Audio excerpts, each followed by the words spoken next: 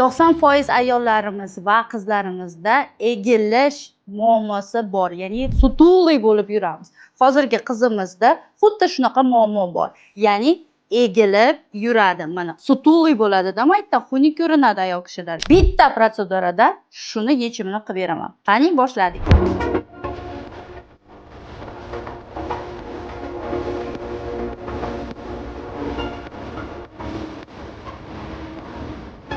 Muskulimiz, mышцалari gipertonusdir. Bu mышцаlarimizni bo'shashtirib bersak, avtomatik yelkalari egilmasdan уже tekis bo'ladi va chiroyli ko'rinadi.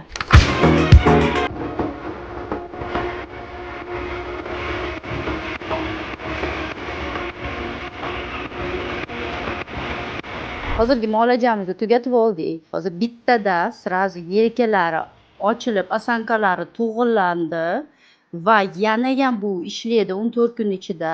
Hamma qizlarimda agar osankalari egilgan yurgan bo'lsa, ya'ni osankalarini tekis qiladigan bo'lsangiz, albatta menda yangi texnikada men sizga osankalaringizni chiroyli to'g'ri poxodkalaringiz akkuratniy bo'lib va o'zingizga ishonch orttirib beradi. Bu muolajaga yozilish uchun direktda murojaat qiling va joyingizni albatta band qiling.